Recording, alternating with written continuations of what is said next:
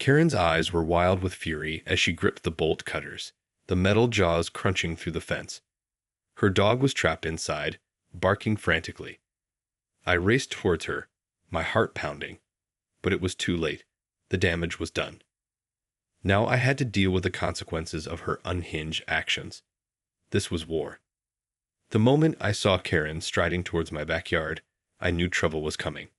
Her fists were clenched, her mouth a tight, angry line. I hurried outside, trying to head her off, but she ignored my shouts, zeroing in on the fence with single-minded determination. "What do you think you're doing?" I yelled, but she didn't even glance my way. The bolt cutters came down with a sickening crunch, snapping the metal links like they were toothpicks. I watched in horror as the gap widened, my dog Buster darting back and forth in a panic, barking hysterically. "Get your damn dog out of my yard," Karen screamed, the veins in her neck pulsing. "Your yard? This is my property." I shot back, trying to keep my voice steady. "What gives you the right to destroy my fence?" "That mutt has been terrorizing my cats for weeks," she spat. "I told you to keep him under control, but you just ignored me. Now he's going to pay the price." I lunged towards the opening, desperate to reach Buster before Karen did something even more drastic. But she moved with surprising speed, swinging the bolt cutters in a wide arc. I barely managed to dodge the blow, the metal grazing my arm and drawing blood. "Stay back," she snarled. "This is your last warning." Buster whined pitifully, cowering in the corner of the yard. I could see the terror in his eyes, and it fueled my own panic. "Please, Karen, let's talk about this. There has to be a better way to solve this. The time for talking is over." She raised the bolt cutters again, her expression cold and unforgiving. I braced myself for the worst, praying I could somehow reason with her or at least distract her long enough to reach Buster. But as the jaws of the cutters began to close, a new sound cut through the tension, the sharp bark of a police siren. The shrill wail of the siren jolted both of us, Karen freezing mid-swing. We whirled around to see a police cruiser pulling up to the curb, its lights flashing. "Drop the weapon and step away from the fence," a stern voice commanded through a megaphone. Karen's face contorted with fury, but she slowly lowered the bolt cutters to the ground, her hands trembling. I seized the opportunity to dart through the opening in the fence, scooping up Buster and holding him close. He was shaking, his tail tucked between his legs, but otherwise unharmed. Two officers emerged from the car, their hands on their holsters as they approached Karen. "Ma'am, we received a call about a disturbance. Care to explain what's going on here?" Karen seemed to shrink under their scrutiny, her bravado evaporating. This man's dog has been terrorizing my cats for weeks," she stammered. "I was just trying to get it out of my yard." "By destroying his property." One of the officers scoffed. "That's not how we handle disputes around here." He turned to me, his expression softening. "Sir, are you all right? Did she hurt you?" I glanced down at the gash on my arm, which was still bleeding sluggishly. "I'm fine, officer. Just a minor cut. But my fence is ruined, and she was about to hurt my dog." The other officer shook his head in disbelief. "Ma'am, you're under arrest for vandalism and assault. Turn around and put your hands behind your back." As Karen was led away, cursing and protesting, I felt a wave of relief wash over me. The crisis had been averted, at least for now. But I knew this was just the beginning. Karen was not going to let this go easily, and I had a sinking feeling that our feud was far from over. As the police car drove away with Karen in the backseat, I felt a mixture of relief and trepidation. While I was grateful that the officers had arrived in time to prevent further damage, I knew this was far from the end of our conflict. Buster whined softly, nuzzling my hand. I ran my fingers through his fur, trying to soothe both him and myself. "It's okay, buddy," I murmured. "You're safe now." I surveyed the gaping hole in my fence, the metal links twisted and bent. A sinking feeling settled in the pit of my stomach. Repairing this was going to be a hassle, not to mention the cost. And who knew what Karen had in store for me next? Determined to secure my property, I hurried inside and grabbed some heavy-duty plywood and a hammer. Working quickly, I began boarding up the opening, creating a temporary barrier to keep Buster contained. As I worked, I couldn't help but glance nervously over my shoulder, half expecting Karen to come storming back with a vengeance. Once the makeshift repairs were done, I took Buster for a walk, keeping a watchful eye for any sign of trouble. The neighborhood seemed quiet, but I couldn't shake the feeling that the calm was only the eye of the storm. Karen was unpredictable, and I had a sinking suspicion that this was far from the end of our feud. As I returned home, I noticed a familiar car crawling slowly down the street, Karen's beat-up sit-in. My heart rate spiked, and I quickly ushered Buster inside, locking the door behind us. I peered cautiously through the window, but the car soon turned the corner and disappeared from sight. Letting out a shaky breath, I sank onto the couch. Buster curled up at my feet. "What am I going to do, buddy?" I whispered. "This isn't over." Not by a long shot. The next few days were filled with a tense, uneasy silence. I kept Buster close, and whenever I ventured outside, I scanned the neighborhood for any sign of Karen. But she was nowhere to be seen, and I couldn't decide if that was a good or bad thing. My temporary fence repair held up, but I knew it was only a matter of time before I'd need to replace the entire structure. The cost alone was enough to make my stomach churn, but the prospect of dealing with Karen again was even more daunting. Just as I was starting to let my guard down, a loud knock at the door jolted me. I peered through the peephole, my heart sinking when I recognized the familiar face of my next-door neighbor, Mrs. Wilkins. "Oh dear," she said, her brow creased with concern. "I'm so sorry to bother you, but I thought you should know. Your dog has been barking up a storm all morning." I cursed under my breath, quickly opening the door. "I'm really sorry about that, Mrs. Wilkins. Buster's been a little on edge since the incident with Karen." She nodded sympathetically. "I understand, dear, but you know how sensitive Mrs. Bentley is to noise. She's been complaining nonstop, and I'm worried it's going to cause trouble." I ran a hand through my hair, feeling the tension building. "I'll go check on him right away. Maybe I can take him for a long walk to burn off some energy." "That's a good idea," Mrs. Wilkins said, patting my arm. "I do hope you get this all sorted out soon. It's such a shame to see neighbors at odds like this." As she headed back to her own house, I closed the door, leaning against it with a weary sigh. Buster's barking was the last thing I needed right now, especially with Karen's erratic behavior still fresh in my mind. I found him pacing restlessly in the living room, his tail whipping back and forth. "Hey, buddy," I said softly, reaching out to scratch behind his ears. "I know you're on edge, but we need to keep it down, okay? Don't want to stir up any more trouble." Buster whined, pressing against my leg. I sighed, grabbed his leash, and headed out the door, hoping a good, long walk would be enough to calm his nerves and mine. As Buster and I strolled through the neighborhood, I couldn't shake the uneasy feeling that we were being watched.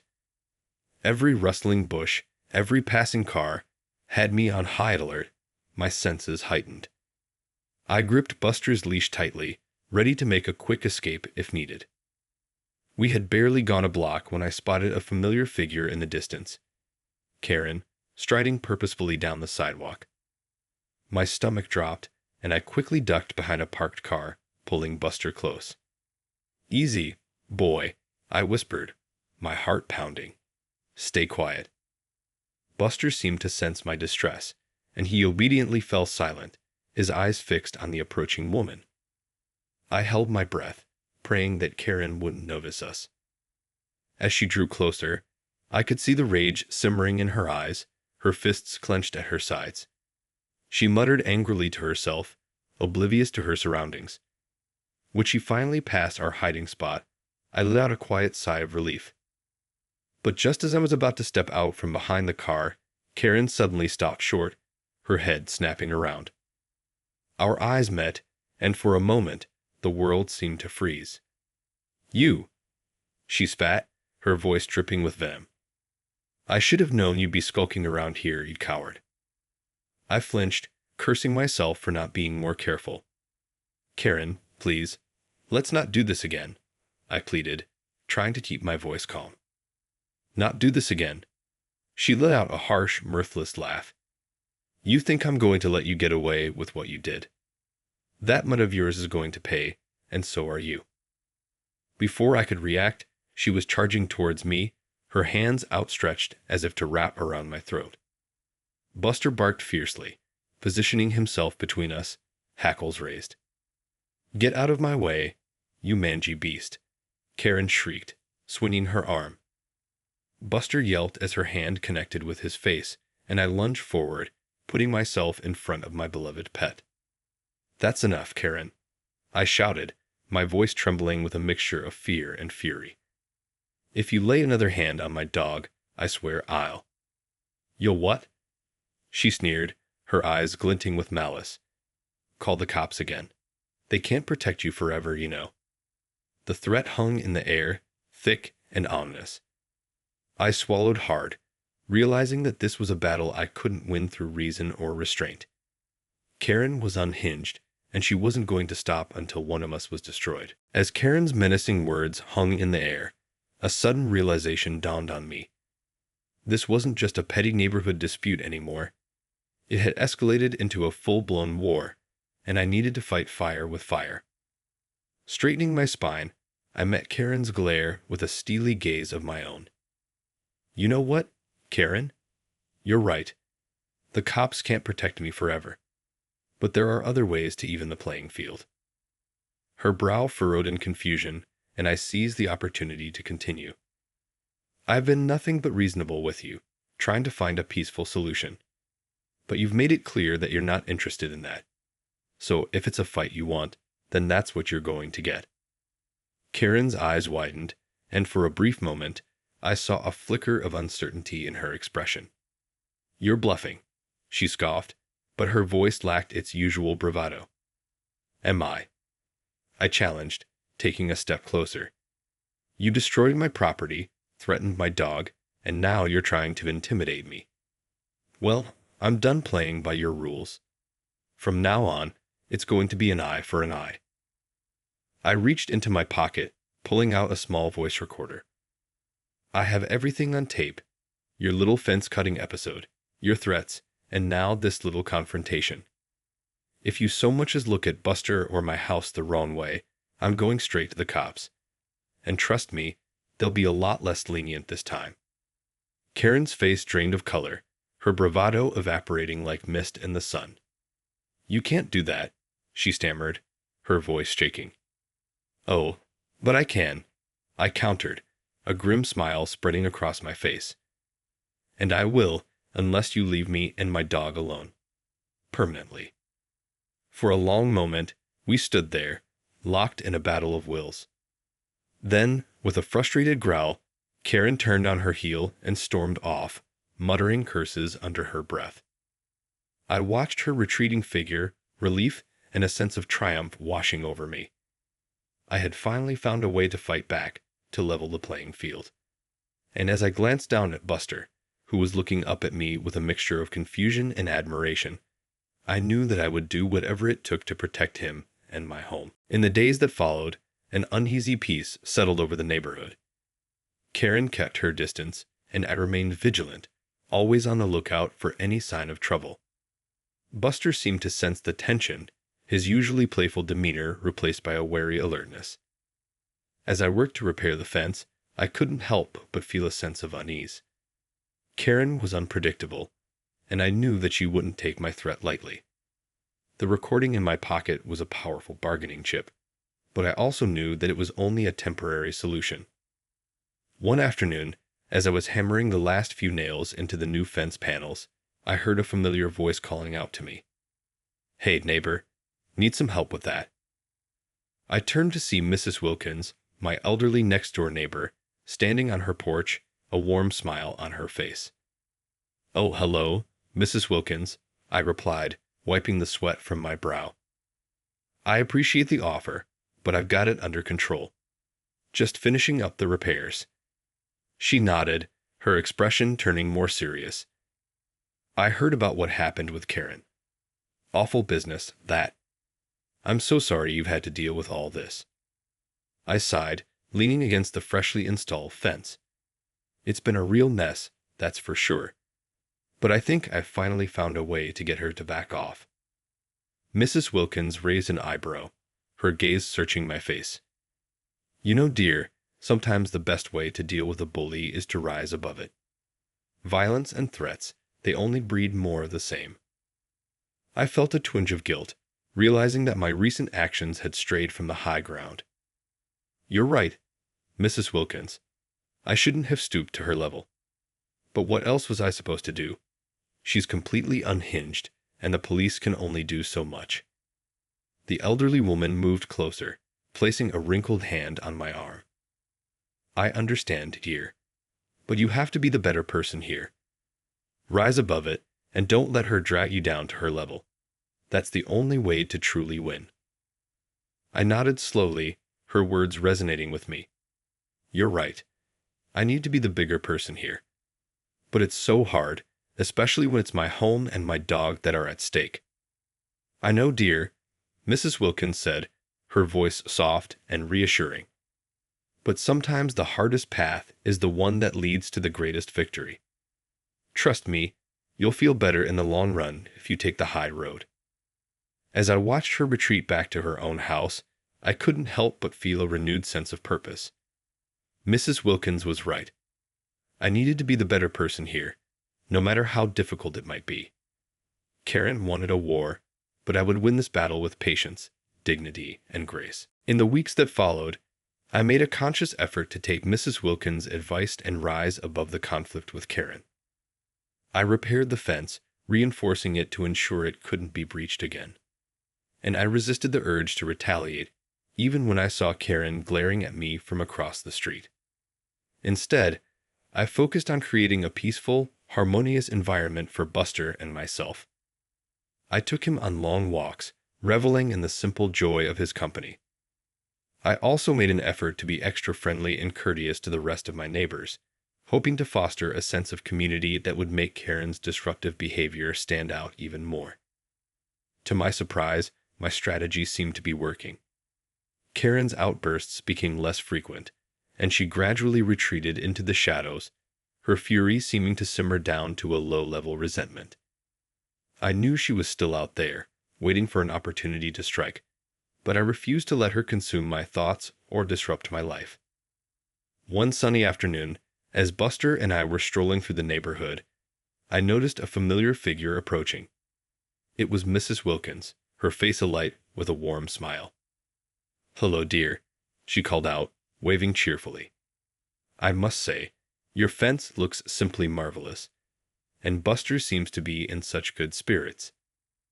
I felt a sense of pride swell in my chest. "Thank you, Mrs. Wilkins. I've been trying to take your advice, rising above it all and focusing on the positive." The elderly woman nodded approvingly. "I knew you had it in you. Sometimes the hardest path is the one that leads to the greatest victory. And you, my dear, have certainly proven yourself the better person in all of this."